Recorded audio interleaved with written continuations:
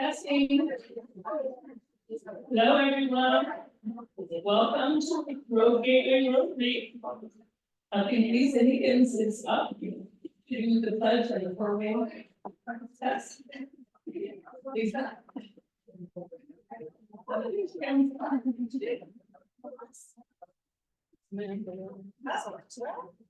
You'll be putting back in the box.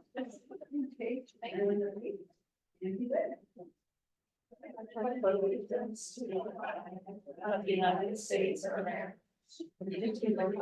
For which it stands, one nation, under God, indivisible, with liberty and justice for all.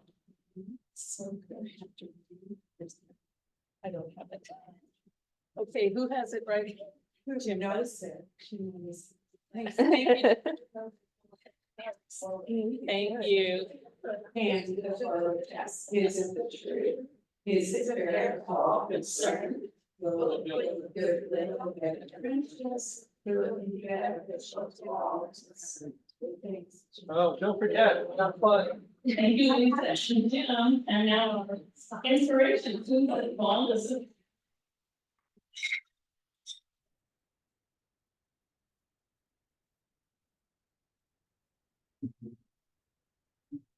Okay, the women in my family have always been my inspiration.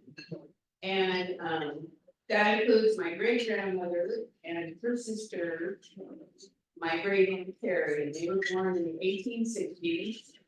And I actually knew them. They lived a nice long life, and I was born in 1946, so I was probably 7 or 8. Both passed away. But they journaled and they wrote poetry their entire lives. And they wanted to think of something that they could do before they launched the war. And neither one of them took work. And so this is the second volume. And this little, it's called A Gift. For our soldiers and sailors and our boys up in the air to help them to use them, I long to do my share. I am no fancy knitter, cannot even make a sweater to jingle lines and cozy. I think I am much better. So take this little booklet, when with it you are through, just give it to some other boy who might enjoy it too. And so the inspiration part is that everybody has something that they can do or they can contribute things to. So, oh, is Bela here? He was here. Yeah. Okay. I'm gonna make this short, I promise. This is another one of the poems, her income tax. Well, this is a friend who struggles mountain high. She grew up very desperate, almost longed to die. She had lost her life companion, was still in the days, but had to file her income tax within so many days. Now she's a godly woman, a friend to all the rest. She lives her religion and her language is the best. I never heard her utter a word that was lax until she had to labor on her income tax. For many years, her husband, the business had attended. She cared for the household and there her duties ended. But now his attention in business slacks and she struggles alone on income tax. She got out his papers and all the legal dope. The lawyer had sent her with faint hope that between the two and a few backtracks, she might make out about the income tax. She struggled and she worried, but nothing would come right. She worked on her papers almost from dawn to night. Then came a letter from her lawyer, more to tell. She slammed down her papers and said, "Go to hell."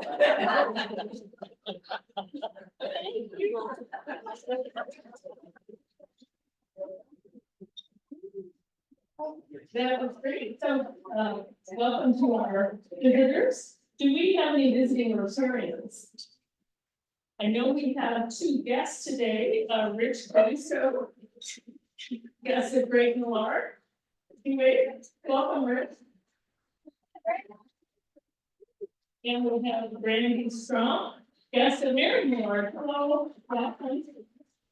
And Nathan, would you like to introduce your family really quick? I'll talk when I get. Okay, so we have Nathan's wife and one child and spouse and some grandchildren, and they're all taking notes, so. And Jana in the back still has some cards to sell on. Okay, announcements, if people want to line up here, we can do announcements. I'm gonna do a quick one that the Illinois Valley Boys and Girls Club, which is in Kirby, is having a cleanup, and the Grants Pass Rotary Club is helping them, and they could use some extra volunteers. So I have it September 28th, and there are different time slots. I'll send it around today and again later. And okay, next, come on up.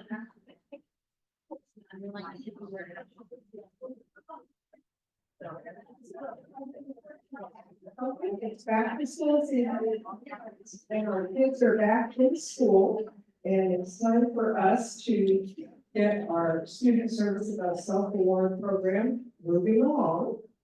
And so today it's my business to ask that if you have anything in the promotional item things of 8 of something, 8 gift cards, 8 gift certificates, 8 whatever, I would like you, if you can, to bring them to me, and we will make them part of the gift bag. We have great big bags, and we have Rotarians that donate money and cards and certificates, so it's just a reminder to everybody, if you can, would you? And our first award is October 17th with Hidden Valley, and I've already got the info from the school, so they're anxious. So anything you can do, we appreciate. Thank you.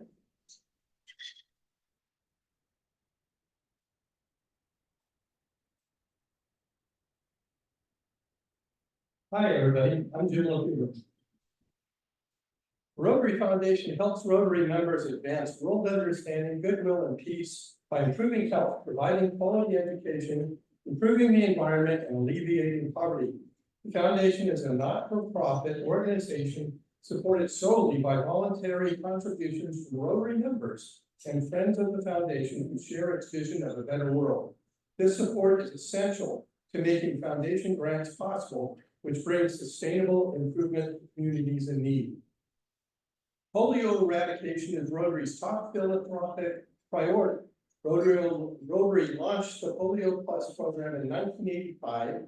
In 1988, when Rotary began working with its partners in the Global Polio Eradication Initiative, there were more than 350,000 polio cases in over 125 countries. Since then, more than 3 billion children have been immunized against polio, and the incidence of polio has decreased by 99.9%. By the time the world is certified polio-free, Rotary's contributions to the global eradication effort will exceed $3.1 billion, including $1.6 billion in matching funds from the Bill and Melinda Gates Foundation. Wow.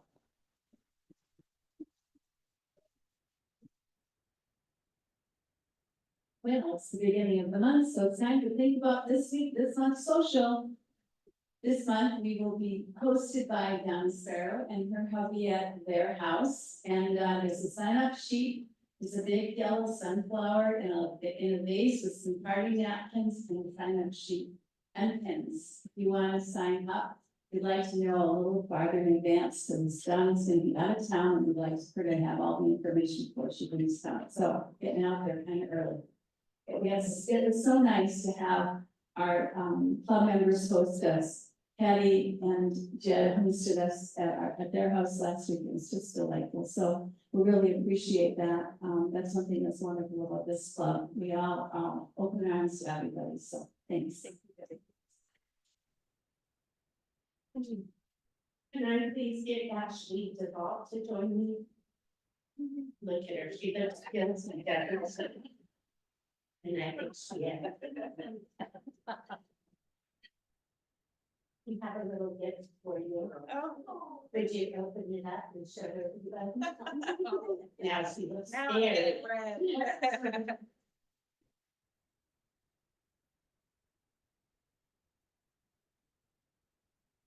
if you guys are friends with Ashley on Facebook, you might not know.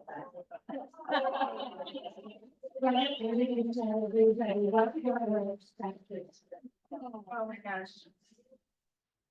We're expecting a little girl. 2 boys, and this will be our girl. So much.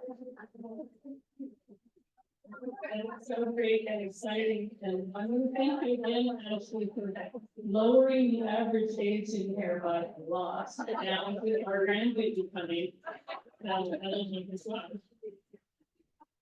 Okay, I think we're already ready for our speaker, and I'm excited to hear from our representative from the Glass Forest and Tommy Drake is going to introduce him.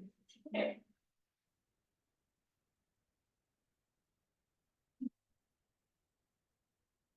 Well, hi, it gives me great pleasure to introduce Nathan from the Glass Forge. He's just been a wonderful, friend to our club in terms of helping. We've had parties there, and he gave us the building over there where we've done the mural. He'll show you in a bit. And, so that was a lot of work for us, but we enjoyed it greatly. Anyway, he's been working there, he's had the shop since 98, yeah, so pretty long time. And I used to send my students in there years ago, and they're great. They have these little grass pass, glass cities that say grass pass on them. They're great for exchange students and for when we go on Rotary exchange trips. So because people go, well, where are you from? Here. So anyway, he worked with the art glass movement, and he's going to tell you more about that. And his family's here with him, and so it's my pleasure to introduce you.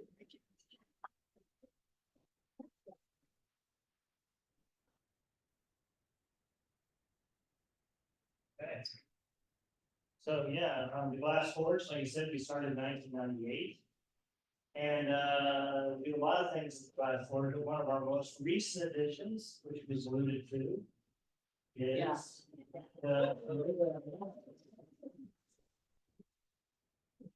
so in addition to my speech today, I'll play the other side. Like I said, I brought my daughter and her husband, my wife Joyce, and my 4 grandkids here. And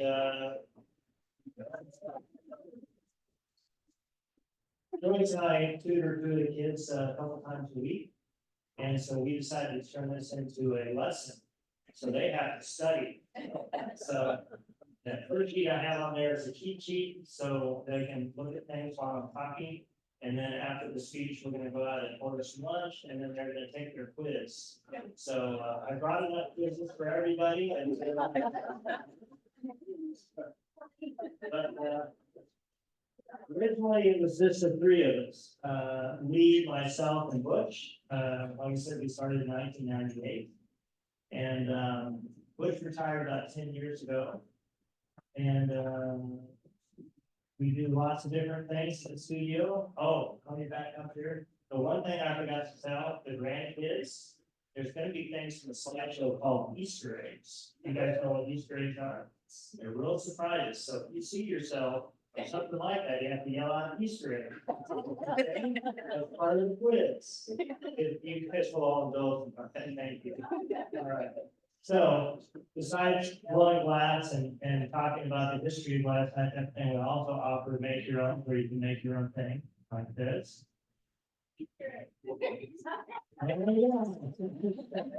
So that's Hannah. So we like to do projects together at the studio. I think the last big one we did was last Easter, where everybody came in and we all made an egg together. So let's see, Lee started glass blowing in Pella, Iowa, where he was going to school at Central College. And his professor was, which I'm going to get into later, was the A student of the founder of the American Glass Party Votes, and we'll talk about that a little bit later. But Lee and I have been together working since 1998. Like I said, we met in 1994, we started talking about the studio within a half a year, and eventually got it all worked out.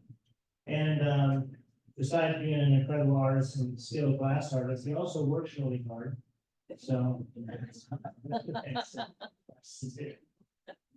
So we met in Benicia, California, and we worked for Michael Moreau. This is one of his speakers. And Michael Moreau was the first American allowed to work in Italy with Italians, glass artists for a year. That was the first time that's ever happened in the history of glass making. The Italians hold on to their secrets very closely, and she'll find out. And I worked next door for Steve Myers. This is the type of thing that we made. 150 of these a day is what we made. So I first was carrying the bits for the stems and feet, then I got to do the stems, and eventually got to do the stems and feet. And then by that time, Lee and I were talking about the business, and we went on from there. So prior to that, I was actually a cyclist. That was what I did, I guess. Sometimes I had trouble talking about my accomplishments, but this was the 1992 Olympic Games.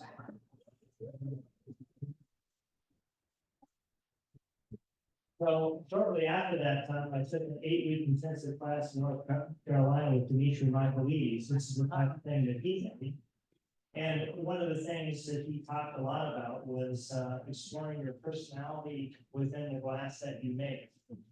And so I spent a lot of time trying to figure out how to bring this type of energy and the efforts. I was riding something like 15,000 to 17,000 miles a year. Of course, I was very dedicated.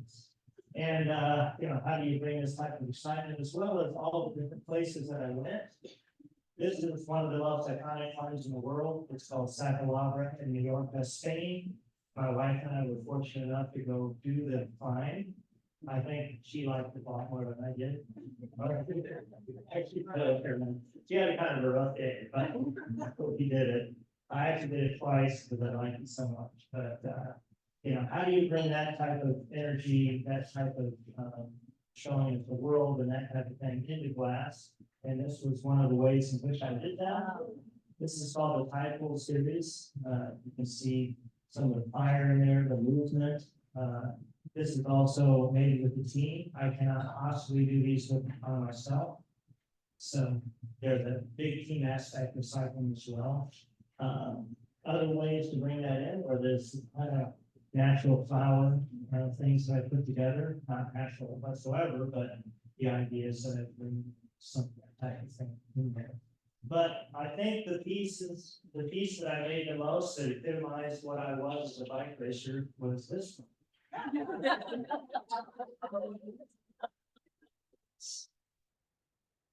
You can have a lot of fun with glass. Now, I'm not sure where I got my sense of humor. Perhaps it was from my dad. Maybe. Perhaps it was from my family. So this was taken back in 1988,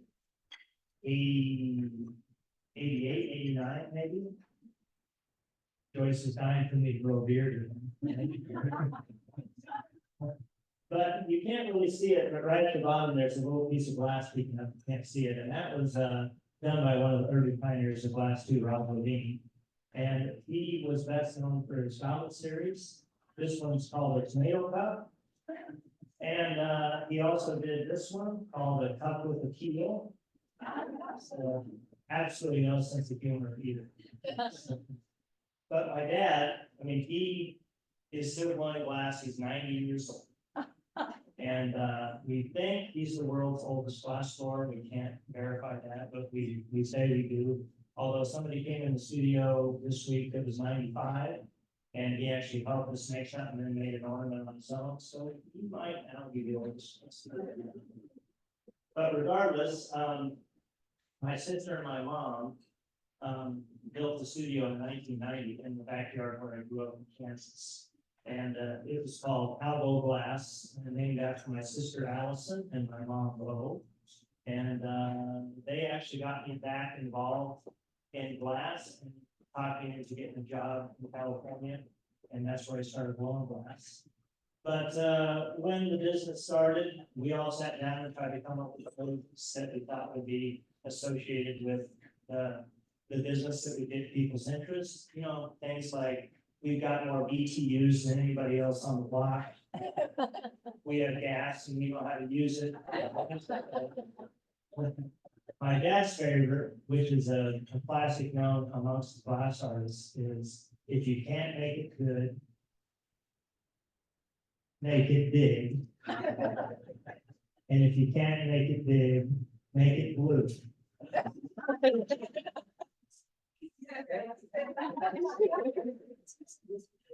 So there's blue. Cobalt is one of the most popular colors in glass. So, where did I get all this start from? It actually started at the University of Kansas. Any Kansas here?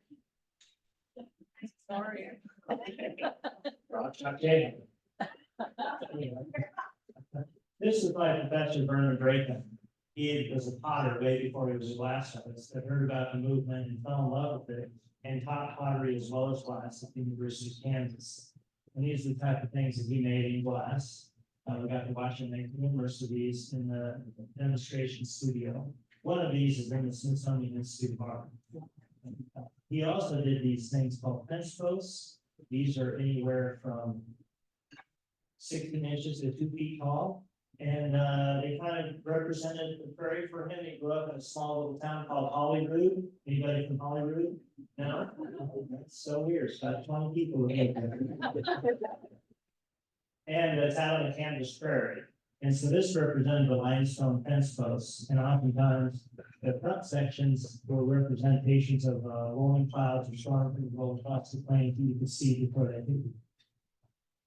If you're not familiar with them, this is what a limestone fence post looks like, and they're still in existence in Kansas. You can find them. Yeah, they're pretty fun. So he was the 13th student, just like Lee's professor was the 8th student of Harvey Littleton. And this is Harvey Littleton. He's considered the father of the modern American studio movement. And when I mean studio, I mean something like the Glass Forge or like my parents. It's a studio, it's not a factory. What happened over time, as we look at some of Harvey's work, factories became bigger and bigger in the late 1800s, early 1900s, and they started snatching up all the people that potentially could make a studio and offering, steady wages, something that was very nice to have. And eventually the studio movement completely died in America. So Harvey decided to start it back up. So in 1962, he built a studio, told everybody in 6 months he was going to open it up. So that day, the day before, he threw in his glass into the furnace and melted overnight. And when you woke up in the morning, you looked into this furnace and saw the worst, nastiest glass, looked like cottage cheese or dumplings or chicken soup or something, just hunks of stuff floating around. And as he's staring in there, this guy walks in named Nick Logino. This is his work. And he worked at Corning. He was a chemist for Corning. And he said, hey, I want to see some glass experiments. And Harvey said, I've got this to work with. And Nick said, I thought you might have that issue, so I brought these, and you had these little pellets of glass that he had formulated to work in a studio situation such as ours. They don't require tremendous amounts of heat. Not tremendous amounts, I'm talking about 2,000 instead of 3,000. And so they spent the day digging out all that nasty glass and throwing it out, and then they threw this in, and the next morning, they went charging in there, opened up, had beautiful pristine glass. And Nick said, well, I want to see something. And Harvey said, I really don't know what to do. There's no instruction books about how to blow glass or anything like that. So about that time, a third person came in to work for Suban, which is a factory, I think, in the New York area as well. And they explained the issue, and the guy said, I'll spend a day with you and show you the basics, and after that, you're on your own. And that's how in 1962, the American studio movement started. Some of the early people also included Fritz Dreisbach. Here he is making a little truck. And some of the work that he did early on, you can see skill there, but you also see that it's like, I wouldn't say childish, but new. A lot of these techniques were discovered on the spot. So American glass people did not know what to do, so they were kind of making it up as they went. So Dick Marcus took an Italian style, which is called Marini, and took it to the 10th degree in the United States. So you can almost see little squares of different colors and different patterns in there. Each one of those is made separate. You know, let's take the one with the 9 hearts. So he would make a heart in a rod form, and then pull it out into a thinner string, cut them up into little rods, and then take those rods, 9 of them, and hook them all together, and keep those up, and then pick those up, and then stretch those out, and then slice them up, and you would have 9 little hearts, or stars, or whatever you happen to be. This coolest thing he did was he made Marinis of all these different dinosaurs, and each one looks like an actual dinosaur. My parents had one in the house, so it's really, really amazing. But all this was kind of taken on or changed by J.L. Chihuly, who's on the left of he's probably the most famous American glass artist in the world. He's done many, many installations and is very well known. And his idea was, he started at the Rhode Island School of Design, but his idea is he wanted the Americans to be exposed to Italian techniques that's been around for at least 2,000 years. So in his discovery, we finally discovered Lino Tagliafieri, who's on the right there, and he was an Italian master who agreed to come to America and teach classical Italian techniques, and it changed the face of American glassblowing. So it made stuff like this possible. This is in the Bellagio Hotel down in Las Vegas. And here he is working on something that just looks absolutely crazy insane. But this is part of his Venetian series. And you can see the coils like that on there. And you can see pieces like this in the Tacoma Glass Museum if you walk across the bridge. You have some of the Venetian series. This is my favorite series of stuff. Lee and I also helped out periodically in the grass. But from Lino and that movement spawned a new generation of glass artists with very amazing techniques. And this is just an example of 2 of them. We have Preston Singletary closest to working on a handle there that's actually a stylized Native American, could be a whale, could be like a totem type thing. And behind him is Dante Marioni. So Dante did the vessel that you see there. And Preston is putting on the handles, and they're working together on this. Dante is my favorite glass artist. It's just amazing skill, amazing dexterity, timing. I just can't get over. These are 28 to 30 inches tall, as tall as much. Just amazing. So in that, periodically I would try to make something really tall and impressive too. And I happen to make these. And both Ashley and Frank helped me make these. Frank helped me make the one on the right, and Ashley helped me make the one on the left. So as you can tell, this is their wedding.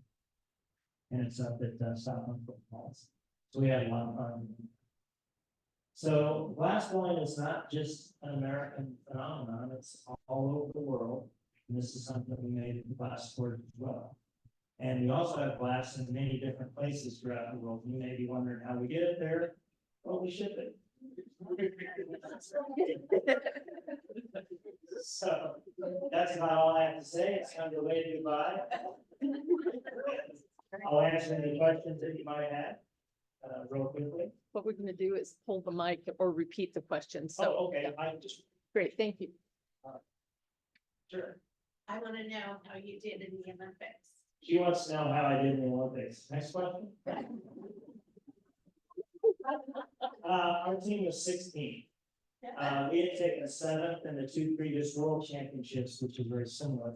But we had mechanical issues in the race, and we had to stop 3 times.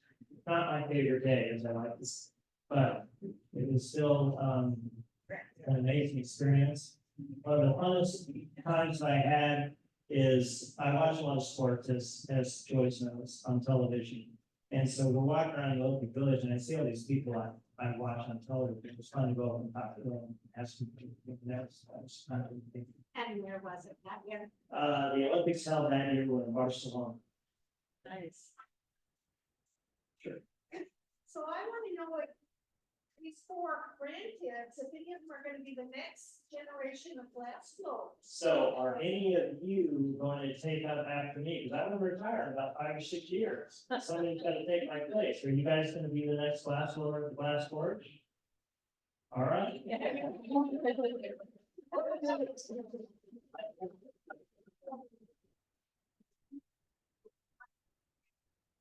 What brought me to Grants Pass? A bus broke down. Like I said, I started in Kansas and then I moved to Boulder, Colorado, and I was racing there for 7 or 8 years. And then I ended up in Richmond, California. And I actually got a job there at eventually blowing glass. And from there I met Lee, and Lee's parents lived here, Jenny and Dallas. And so all three of us wanted to stay in the Pacific Northwest, but I didn't want to go so far north that we get rain down all the time, even though that's great for glass. And so I flew down here in October of 1997 and flew into Eugene, got on my bike and rode down here and met Lee, and then we looked around the area and I rode back and we decided this was the place. So.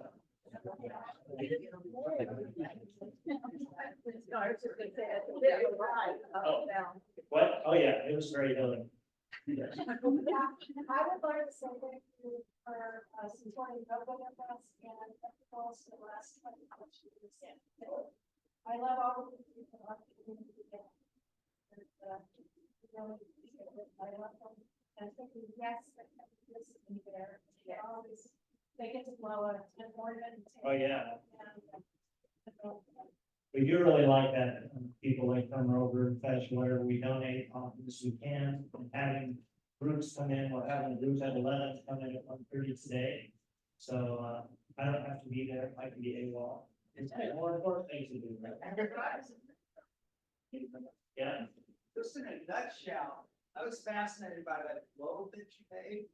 How the heck you did the continents and the oceans? I mean, I've seen you make things, but how you got that confidence on that? I have no idea. Well, Lee did that one. I've done another one. Oh, yes. How did we make the globe like that? The Earth. So that's done in a two-part situation. And if you want to think about it in layers, we started with clear, then we decorated the blue ocean on the next layer. Then we did another layer of clear, and then we put essentially what's going to be the continents on the outside. So when we put the piece away, what you saw in terms of North America was completely all over the entire wall.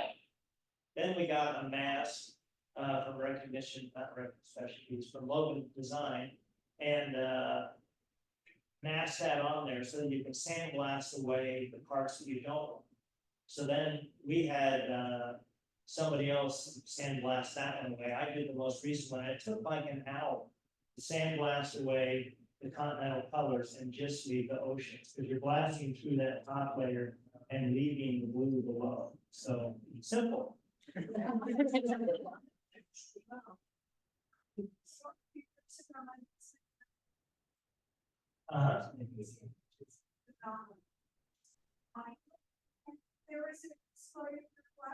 Oh, really? Oh, yes, that's right. We saw that. Yeah. Yeah, oh, yeah. She went to Corning, Baylor did too. Did you see our work there too? I was looking at it, not. Okay, they haven't ordered from us for a while, but I remember we made something like 50 or 60 paperweights for them, a bunch of pumpkins, and I can't remember what else, but it was really fun to be able to be part of that. Yeah. Anybody else? Okay, All right. well, thank you so much. Thank you. And now I got a hard part texting my grandkids, we're gonna go out and order some lunch and they're gonna take their test. So if any of them come running in, they're asking questions, so be ready with the answers. Thanks so much, okay.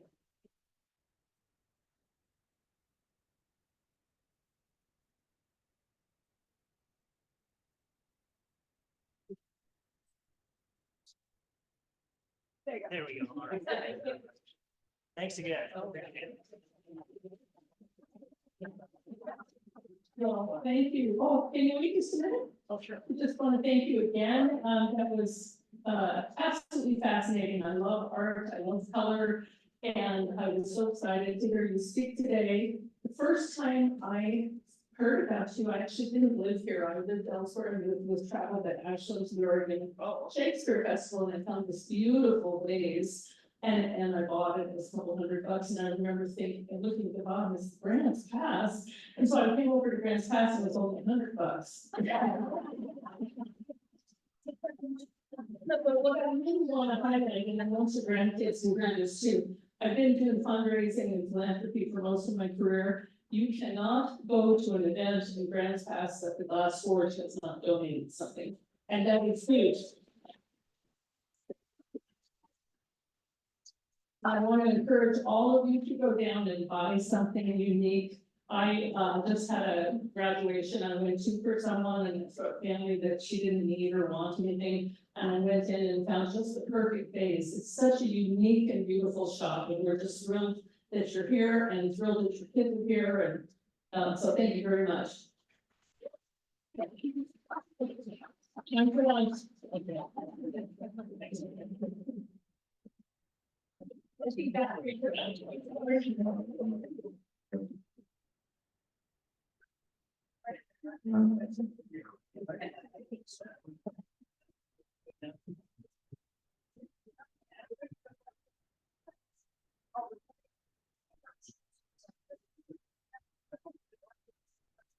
Okay, so what an honor and wow, I was amazed that they were Grants Pass, and that's why what brought you here. And we just need to be more of you and throw more of you because the creativity in this town is absolutely amazing. And I'm glad we all appreciate it. So I'm Sergeant of Arms today, and me and Mike kind of down in history mode, and I kind of went on and looked for, beginning of September, what exciting things happened beginning of September, and I couldn't find anything that really hit me. And then I kind of looked on famous people that were born in September, and then I thought, I know more exciting people right now that are born in September. Some of my dearest friends, and some of those amazing people are born in September. I'm not included. I decided to do something. So I kind of have had the last few weeks have been rough for a lot of us. And it was really hard for me to try to be upbeat. I have a sister who just this last weekend went into hospice, so she's in her last 2 days. I spent this morning writing a letter to her.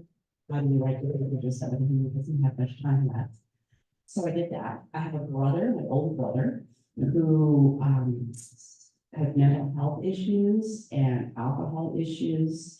And, I've been nursing that one for a long time, and you can't help somebody who won't help themselves. And that's just such a frustrating thing, but it is what it is. We all have that somewhere in our family. And so you just deal with it. You just get up every day and continue. So there was a lot of things that were kind of going on, as you know, being in city council, going through this transition as we're going through, trying to get our parks back, but recognizing the number of people in our community who are fragile and have nothing we fall back on is heartbreaking. So there's just all this negative. I cannot go to another meeting talk about all the negative stuff. So I got out that wonderful computer that we have and Googled happiness. Where are the happiest places on earth, and what can we do to bring happiness to ourselves? So that's where I went, and I found it fascinating that Finland, for the last 7 years, has been named the happiest place on earth. The top 10 places on earth that have, countries in the world, 5 out of 10 of them are Scandinavian. And even the other ones, say Finland's 1, Denmark's 2, Iceland's 3, Sweden's 4, and Israel pops up, though I'm not sure the day they're doing it. The Netherlands, and then Norway. And then the last is Luxembourg. And so you're just kind of looking at it. And I was just there. I was just in Scandinavia. And I will tell you, I felt it. It was just like, people are active. I mean, I was in a bus store, and every time I got off the bus store, you had to stop and look both ways because there'd be an army of bicycles going both ways. It's just like, oh my gosh, they really love bicycles here. And I'm talking not leisurely riding bicycles. I mean, they got their suitcases and their briefcases in there and their suits in there and everything, and they are just terrific. So like they said, I heard that the biggest frustration with tourists was those that tried to get on bicycles. I tried to run along with them, and so therefore I stayed off the bicycle, because I knew I would be one of those. Anyway, so I saw it, and I also saw another thing that will come up as to what makes people the happiest, but anyway, so I just read about it, and it was kind of fascinating to me that it was explained by their high levels of trust and freedom. And I thought, isn't that funny? I mean, we just fell from the 15th to the 23rd, the United States were the happiest places in the world. In 1 year, we went from 15 to 23. What is that telling you? And I thought, we talk about freedom all the time. We talk about freedom, and yet it's not the kind of freedom that they have. They have a different kind of freedom, and that was like an eye opener to me. They have trust and they have freedom, and they have the freedom to explore and innovate and be creative because they feel safe. And it all really comes down to a safety net, and they have a safety net that they've developed over the years. So, I mean, when I was over there, I heard some very interesting statistics. I heard about, you know, because the schools are paid for, they have family 1 year, they had a year that they just stay home with their child, so they have that. And then they put them in preschool, you go into a care facility, and your kids are there and you're close to them, it's usually through the business or whatever. And then they have preschool, and then they have school, and then after that, you also have a college education and all other things that we don't have to fret about, because the money that you pay in taxes pays for all those things. And I think how much we scramble and how much we fret and how much we worry about all those things, and I thought, wow, that would be a real freedom, because that would be a real burden that's not there. And then you hear everybody complain about taxes, and I get it. This was another amazing statistic that I heard from our tour guide, and that is to buy a car over there, you pay 3 times what we would pay here for a car. Number one, you pay for the car. Number two, your taxes are the same amount as the car.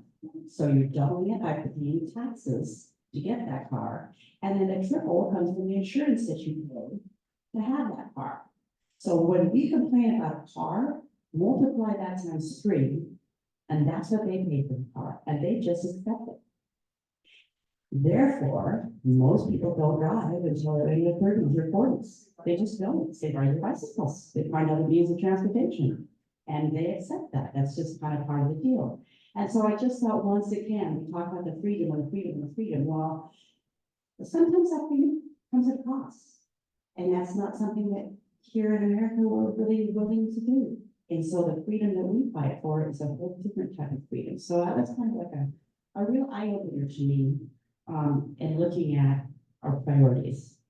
Another thing that was very interesting to me is another thing that they talked about was the proximity to nature. Nowhere in Finland are you ever more than 10-minute walk from greenery or a park. It's just, they build it in. They build it in, they've always built it in. So that people can escape, so people can get away, so people can disconnect from the stress in their life. So that's another priority. And I think that behooves us all, any of us who understand and know and spend time in nature, know just how valuable it is. So I thought that was fascinating. They also trust their neighbors. They trust their public officials. They trust their government. They're highly political, highly civil, and they have a very strong freedom of the press. Both individuals and institutions are supported with high levels of freedom to do their job. They have a kind of concept, a Finnish concept, is called, I don't probably say it wrong, Sisu, S-I-S-U. I never heard of it, and it's kind of combines grit, resilience, and determination. It's a character strength that contributes to getting things done. It's aspiration for quality in the things that they do, and that is very strong in their society. So trust, the importance of character strength, getting things done and doing a quality job, It is one of the world's most competitive and open economies, which is an outstanding launchpad for companies such as IKEA, Legos, Volvo, Saab. They are currently very strong in biotech and pharmaceuticals. So that, that's just amazing. So I just thought about all these things, and realized that freedom can be more than what we consider freedom to be. And sometimes freedom, it comes from having trust. And I think that's what we've lost. We've lost total trust, and it's sad. And so I am going to follow up and follow along more with Finland and with Scandinavian countries. I will say, as I said, when I was over there, you could sense it. You could sense it. You could sense it through the fact that you didn't see a lot of it we have, and trust. Trusting neighbors, trusting your government, trusting that's important. And somehow, and I don't know how, because I can't even turn on the TV anymore without losing trust, we have to gain that back. So I thought it was kind of interesting that this report on their happiness comes from the United Nations World Happiness Report of 140 countries. They do it every year. Like I said, Finland's right up there, Scandinavia's up there. And the thing that really got me is, do you realize those people out in Scandinavia lived through 3 months of darkness? Do you know how depressed we get when we start seeing daylight diminishing? And yes, we do. And yet they are the happiest people in the world. So I think that has a lot to say. Okay. I'm ready for happy bucks. I know, and I'm gonna say, I'm gonna throw out my first 10 happy bucks because I think the gorge basically personifies that grit, that sisu, that whole get it done and do it with quality. So I will throw my 10 bucks into just that, and another 10 bucks for the happiness that I was able to gain and my forward and kind of make us all happy. So tell me what makes you happy, and I will bring my microphone to you. Thank you.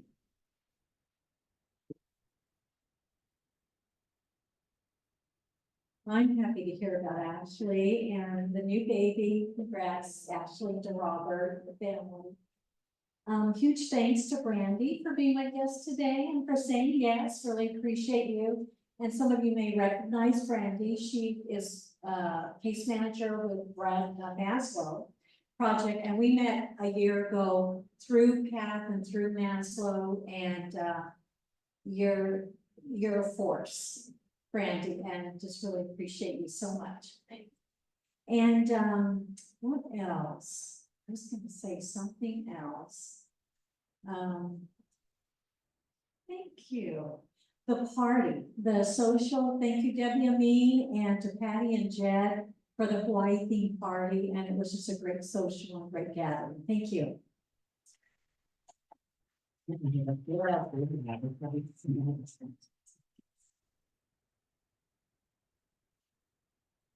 I have 5 happy bucks, and I am absolutely positively why they are happy in Scandinavia. It's because it is not hot. Yeah, it's another thing was this one. It was really green all the time. Got a few happy bucks for the start of the school year. We have an increase in enrollment in D7. And we are off to a great start. We have a lot of fun. So thanks. And it's so important. It's great. So my happy bucks are for this lady right here, because is it 9 years? She's going off city council in December. And so we will get to have her back. And so you've been an amazing public service. So, yeah.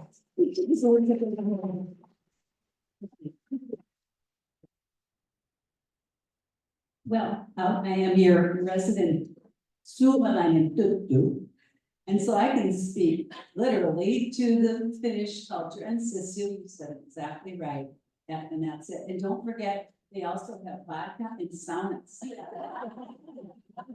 And they are very practical. There's a saying in one of the groups I work with that expectations are premeditated resentments. Oh. And The Finnish people are very practical and they don't have a lot of high-minded ideas. They're very basic and they accept life for what it is. My dad used to have a saying, somebody'd say, how's it going? Well, sometimes life is like trying to push a silk thread through a plugged up pipe. I was gonna mention the saunas and how, when I was in Scandinavia, one of the things I did is go into the sauna and then make the plunge into the ocean. And it was just exhilarating, and I thought, wow, I'm hot tub, I got a pool, it's cold, I think I'm gonna start doing that. Yeah, definitely. A couple decades ago, we had a Finnish exchange student, and then a few years later, we went to Finland and visited him, and we also had like a midnight sauna. And it is a different culture, you know, the sun's up basically all night, and people usually have some kind of arrangement if they don't have some kind of family estate on a lake. There's lots of lakes, and lots of opportunities for saunas, but with the all night sunshine, they also garden all night. And it was kind of a cultural shock to see the neighbor on the lake and his happy newness. So yes, travel is expanding. I'm also happy to have a nice little Labor Day weekend over in the Strawberry Wilderness, and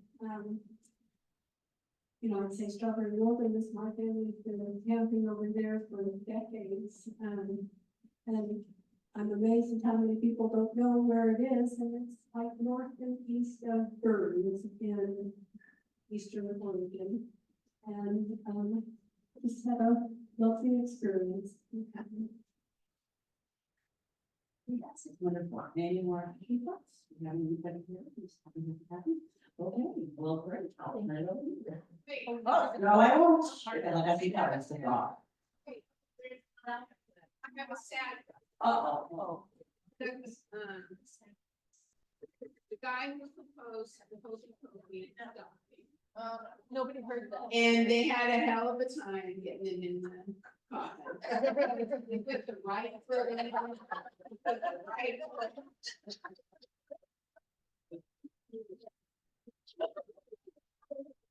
That would make me very happy. I love it. Let's do the cards. I don't have a card. Right now, that's what it is here.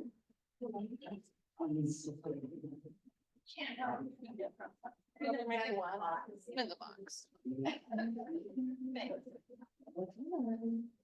All right, who's gold cards?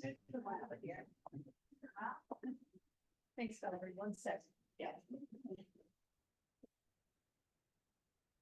Now I'm gonna have books, so it's not gonna hit all day. I want to see it. I've been in your teaching and the younger kids, and those is always big one. See, yeah, sitting all of these books.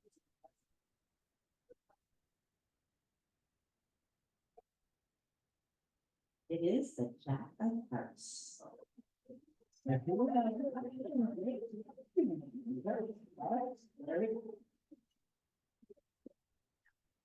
Okay, thanks everyone. Wow. Another great meeting. And so let's end with our first thank you to everybody. Thank you to our greeters and everyone who participated and helped set up today. Thank you, Allison, your first time at the tech wheel here. You did a great job. Jim, thanks for the announcement about the foundation and Polio Plus. And thought for the day, education is the most powerful weapon which you can use to change the world. That's Nelson Mandela.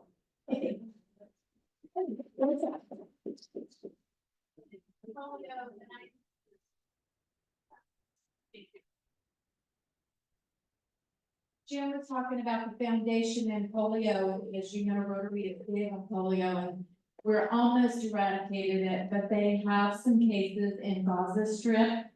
So the World Organization, I believe, is over there. So please continue to give to polio.